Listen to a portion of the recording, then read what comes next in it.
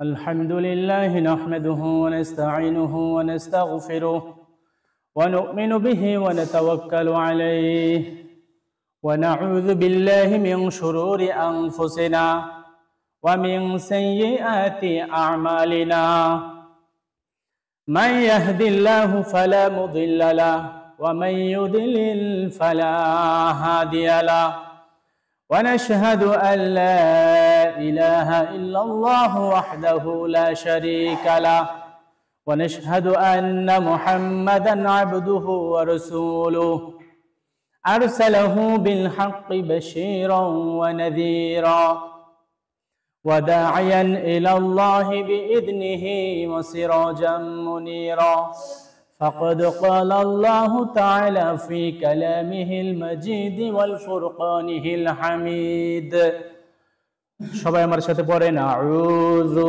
বিল্লাহি মিনাশ শাইতানির রাজীম বিসমিল্লাহির রহমানির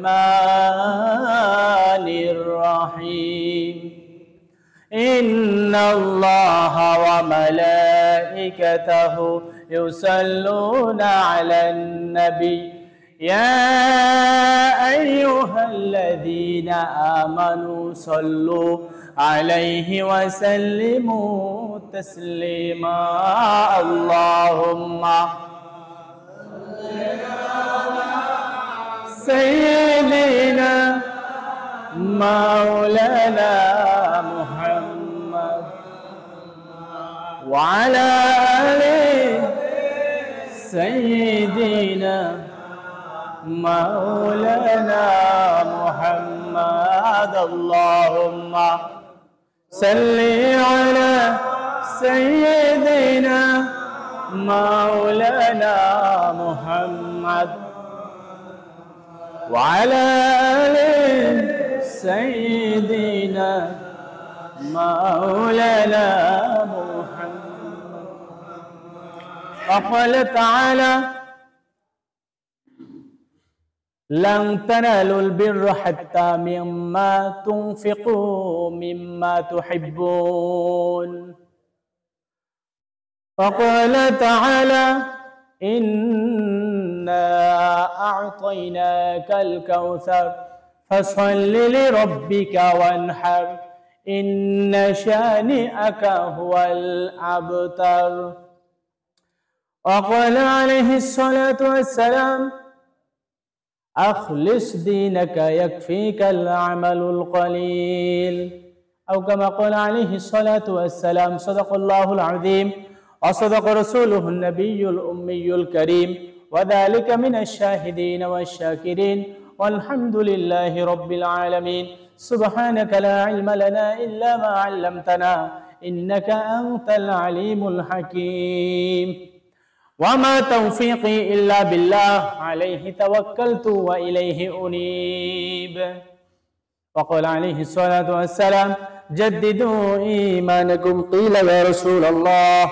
كيف نجدد إيماننا قال أكثروا من قول لا إله إلا الله لا إله إلا الله لا إله إلا الله لا إله إلا الله سبحان الله الحمد لله لا إله إلا الله سبحان الله الحمد لله لا إله إلا الله لا إله إلا الله محمد رسول الله صلى الله عليه وسلم আলহামদুলিল্লাহ আল্লাহ তাআলার দরবারে অগণিত শুকরিয়া যে আল্লাহ রাব্বুল আলামিন আমাদেরকে পবিত্র জুমার নামাজে হাজির হওয়ার তৌফিক দান করছেন এই জন্য দিল থেকে শুকরিয়া আদায় করি আলহামদুলিল্লাহ আল্লাহ রাব্বুল আলামিন আমাদেরকে সুস্থতার সাথে রাখছেন আল্লাহ তাআলার জমিনও আল্লাহর আসমান আল্লাহর সমস্ত কিছু আকাশ বাতাস যত যা কিছু আছে সবই আল্লাহর আমিও আল্লাহর আমিও কার বলেন আমিও আমার মালিক না আমার মালিকও কে আল্লাহ, আমার মালিকও আল্লাহ, ইমানদার বেঈমান এরকম ভাবে ইমানদার যত আছে, কাফের যত, সবার মালিকই আল্লাহ। জাহান্নামের মালিকও আল্লাহ, জান্নাতের মালিকও আল্লাহ, ভালোর মালিকও আল্লাহ, মন্দর মালিকও কে? আল্লাহ। সমস্ত কিছুর মালিক একমাত্র আল্লাহ। তো ওই আল্লাহ পাকের শুকরিয়া আদায় করতে হবে, ওই আল্লাহ রাব্বুল আলামিনের শুকরিয়া আদায় করতে হবে, কৃতজ্ঞতা প্রকাশ করতে হবে। আল্লাহ তাআলাই সবকিছু করছেন, আমাদের দ্বারা কিছুই হয় না।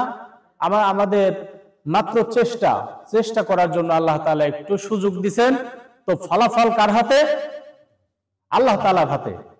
ফলাফল আমাদের হাতে নাই। ফলাফল কার হাতে বলেন? আল্লাহ তাআলার হাতে। এই জন্য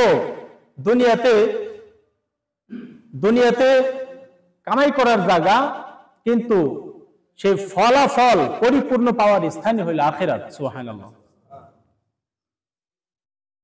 দুনিয়ার বুকে আমরা যত কিছুই কামাই করি, কোনো কিছুই ভাগ্য হয় না। মানুষ যত দিন যাইতে থাকে, কত কিছু ইনকাম করতে থাকে, যতই সম্পদ জমা হয়, এই সমস্ত সম্পদ দুনিয়াতেই থেকে যায়। যে কোনো মুহূর্তে আমি আপনি আল্লাহর ডাকে চলে যেতে হয়। সুবহানাল্লাহ। এটাই বাস্তবতা, অন্য কোনো কিছুই না। দেখেন দুনিয়াতে প্রত্যেকটা মানুষ, প্রধানমন্ত্রী হোক আর যেই হোক, পৃথিবীর শ্রেষ্ঠ ধনী হোক, কেউ কি কিছু নিয়ে যেতে পারছে বলেন? সবাই সব কিছু রেখে যাওয়া লাগছে। যখন আমরা সরকারি প্রশাসন বিভাগে যখন আমরা কোনো চাকরি বাকরি করি, বা সরকারি কোনো ডিপার্টমেন্টে যখন আমরা কোনো চাকরি করি, সরকার থেকে যদি কোনো গাড়ি ঘোড়া দেওয়া হয়, চাকরি যখন শেষ হয়ে যায়, তখন ওই গাড়ি দেওয়া হয় না, গাড়ি রেখে দেওয়া হয়। গাড়ি দেওয়া হয় না। পোশাক আশাক যা কিছু আছে, পুলিশের, আর্মি, এই পোশাক আশাক যা কিছু আছে সবকিছুই রেখে দেওয়া হয়।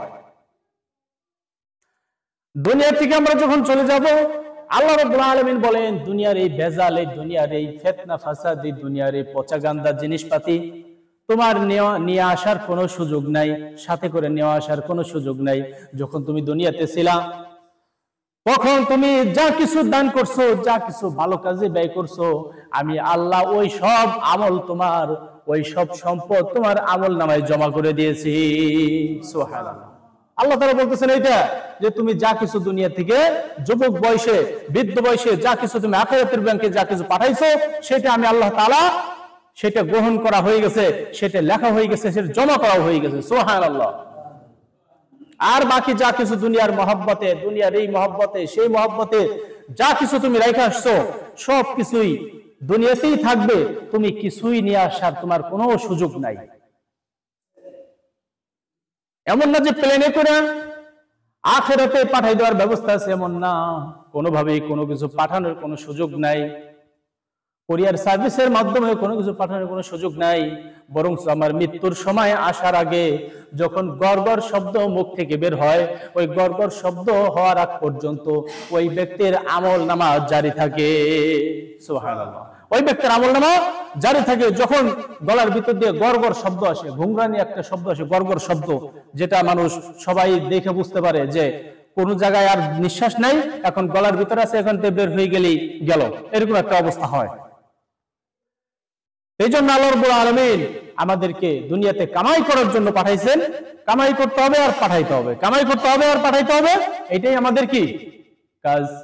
মা খালাকাতুল জিন্না ওয়াল ইনসা ইল্লা লিয়াবুদুন। আল্লাহ রাব্বুল আলামিন বলেন, আমি মানুষকে, জিনকে একমাত্র আমার ইবাদতের জন্য সৃষ্টি করেছি। সুবহানাল্লাহ।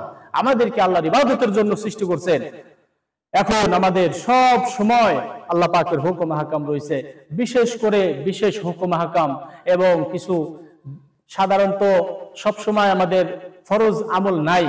কিছু কিছু সময় আমাদের ফরজ আমল, 5 ওয়াক্ত, বিশেষ সময় আমাদের ফরজ নামাজ, এরপরে ফরজ হজ, ফরজ যাকাত, কিছু কিছু আমল বাধ্যতামূলক, আর কিছু আমল আমাদের জন্য কি বাধ্যতামূলক না। কিন্তু এমন একটা জিনিস আছে সব সময় সেটা রাখা ফরজ। সেটা রাখা কি বলেন? কিছু কিছু জিনিস আছে সব সময়ের জন্যই কি ফরজ। বলবেন সেটা আবার কি? সব সময়ের জন্যই সেটা 1 মিনিটের জন্য, 1 সেকেন্ডের জন্য হাতছাড়া করা যাবে না, সেটা ফরজ। সবটা মুহূর্তের জন্যই সেটা ফরজ। সেটা কখনোই ছাড়া যাবে না। সেটা হলো মানুষের ঈমান। ঈমান যদি মানুষ বলে আমি 5 সেকেন্ডের জন্য আমি কাফের হয়ে যাব, এরপর 5 সেকেন্ড পরে আমি আবার ঈমানদার হয়ে যাব, নাউজুবিল্লাহ, এরকম করার কোনো সুযোগ নাই, কোনো সুযোগ নেই যে 10 সেকেন্ডের জন্য আমি যত ইমানি কুফরি কথাবার্তা আছে সব বলবো, বললে তো কাফের হয়ে গেলাম, হয়ে যাব, এরপরে আবার 10 সেকেন্ড পরে আবার লা ইলাহা ইল্লাল্লাহু মুহাম্মাদুর রাসূলুল্লাহ কালিমা পড়ে আবার মুসলমান হয়ে যাব, কোনো সুযোগ নাই, কোনো। এটা হলো সব সময়ের জন্য ফরজ। ইমানে হালতে থাকা সব সময়ের জন্যই ফরজ।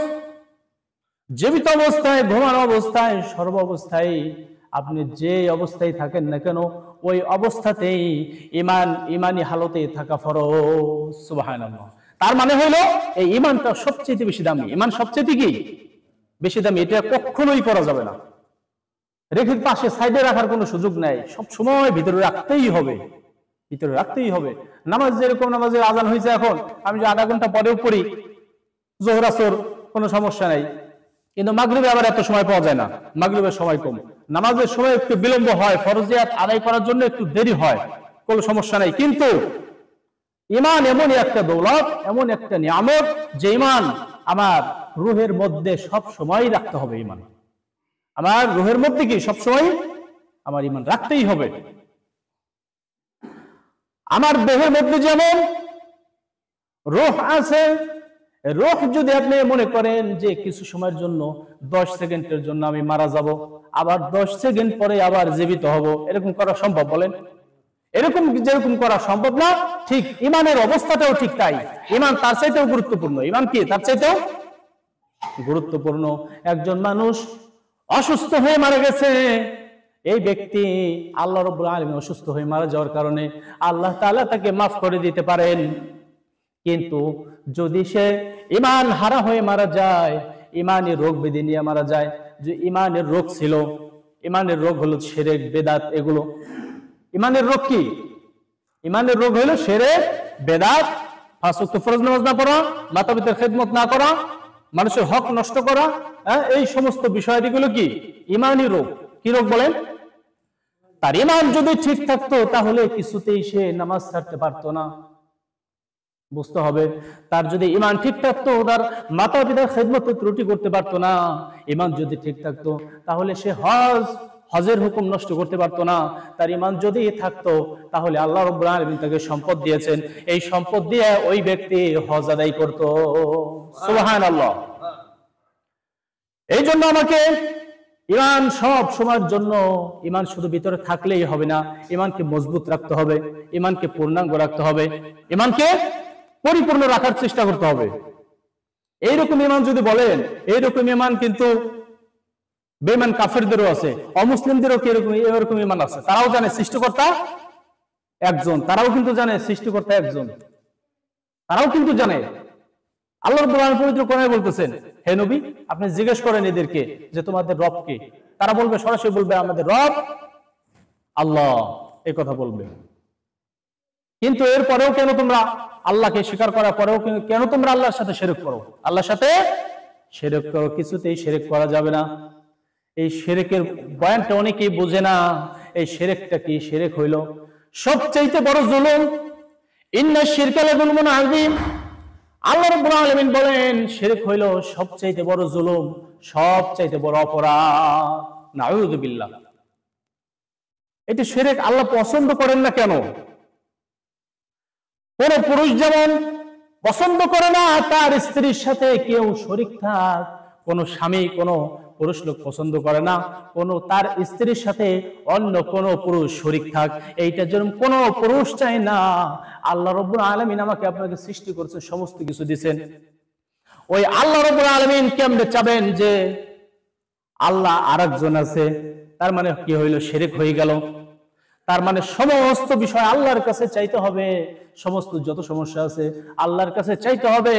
গাছতলায় চাওয়া যাবে না, কোনো বিল বাওয়ারে মান্নত করা যাবে না, একমাত্র চাইতে হবে কার কাছে বলেন? আল্লাহর কাছে। আপনারা সহজভাবে কথাটা বুঝে গেছেন। এই জন্য এখন আমাদের বড় একটা হুকুম, হজের সময়, হজের মৌসুম অত্যন্ত গুরুত্বপূর্ণ সময়। এই হজের সময় আমরা রোজা রাখবো, নফল নামাজ পড়ে দোয়া করব। এই হজের সময় নিজে আফসোস করা যে আল্লাহ আমাদেরকে তুমি তৌফিক দান করো, সম্পদ দান করো, যাতে করে হজ করতে পারি। আল্লাহ তাআলার কাছে এই ব্যথাটা রাখতে হবে দিলে, নাকি বলেন? ব্যথাটা রাখতে হবে দিলের মধ্যে। এখন বিভিন্ন ধরনের অবস্থা হয়েছে। হজ ফরজ, হজ ফরজিয়াত আদায় করতেই হবে, কোনো মাফ হবে না, ফরজিয়াত আদায় করতে হবে। আল্লাহ রাব্বুল আলামিন ফরজ করছেন, ফরজ হুকুম মানতে হবে। আল্লাহ রাব্বুল আলামিন আমাদের জন্য রোজা ফরজ করছেন। এখন কুরবানির সময় সারা পৃথিবীর মানুষ, সারা বিশ্বের মানুষ কুরবানি আল্লাহ রাব্বুল আলামিন ওয়াজিব করছেন, কুরবানি আদায় করবে। এই কুরবানির সময় এখন আমাদের জন্য একটা আমল আসছে। কুরবানির আমলটা হলো সম্পদ, সম্পদের যে মহব্বত, সে সম্পদের মহব্বত আমাদের দিল থেকে বের করা। সম্পদের মহব্বত কি বলেন? আমাদের দিল থেকে বের করতে হবে। অনেকে বলে যে এত পশু কুরবানি করে, মুসলমানেরা জুলুম করে, পশুদের উপরে জুলুম করে, এত কোরবানি করতেছে, এত হাজার হাজার লক্ষ লক্ষ প্রাণী তারা জবাই করে ফেলতেছে সারা বিশ্বে। এটা তারা কত ধরনের বড় ধরনের অপরাধ করে। কিছু কিছু বুদ্ধিজীবীরা বলে, কিছু কিছু বুদ্ধিজীবী আমাদের দেশে আছে, এই বুদ্ধিজীবীরা বলে যে এত একসাথে এত সব পশু জবাই করা হয়ে যাইতেছে, আস্তে আস্তে আস্তে আস্তে যদি জবাই করা হইতো তাহলে আমিষের এই ভিটামিনের ঘাটতি গুলো পূর্ণ হইতো না। মনে হয় যে কোরআন ওনার বাপে লিখছে, মনে হয়, কথা বলছেন নি? কোরআন মনে হয় যে ওনার বাজানে লিখছে, ওনার মত মতো কোরআন চলবে, তাই না? আল্লাহ রাব্বুল আলামিন যেভাবে হুকুম করছেন ঠিক সেইভাবেই হবে। কোন আলেম মুফতির কথা চলবে না, কোন ডাক্তার, ইঞ্জিনিয়ার, কোন বুদ্ধিজীবীর কোন কথাই চলবে না, ঠিক কিনা বলে? চলবে? চলবে না। এই জন্য আল্লাহ রাব্বুল আলামিন যেভাবে বলছেন, আল্লাহর হাবিব সাল্লাল্লাহু আলাইহি ওয়াসাল্লাম যেভাবে বলছেন, ঠিক সেইভাবেই প্রত্যেকটা ইসলামের প্রত্যেকটা হুকুম হাকাম সেই ইসলামী আইন অনুযায়ী চলবে। সুবহানাল্লাহ। আল্লাহ রাব্বুল আলামিন নির্দিষ্ট আইন দিয়ে দিয়েছেন। আল্লাহ রাব্বুল আলামিন আমাদেরকে কত আসান করছেন আমাদের জন্য।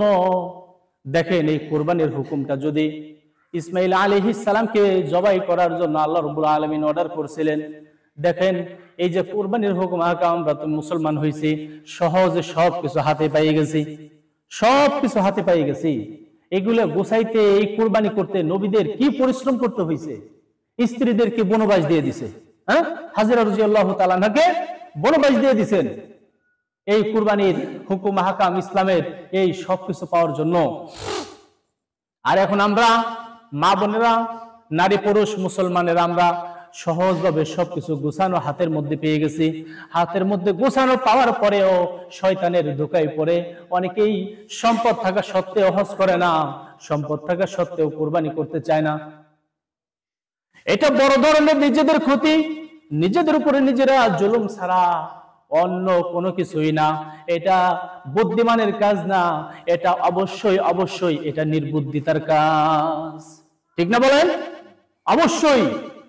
কারণ হলো আমি যা কিছু করবো সব তো আমার আখিরাতের ব্যাংকে জমা হবে। আমি যদি নেকির কাজ করি এটাও জমা হবে, যা কিছু আমি গুনার কাজ করতেছি সেটাও কি জমা হইতেছে। এই জন্য আল্লাহ রাব্বুল আলামিন আমাদেরকে এই হুকুম দান করছেন। কুরবানির সময় যে হুকুম আমাদেরকে দেওয়া হয়েছে, কুরবানি আমাদের জন্য ওয়াজিব।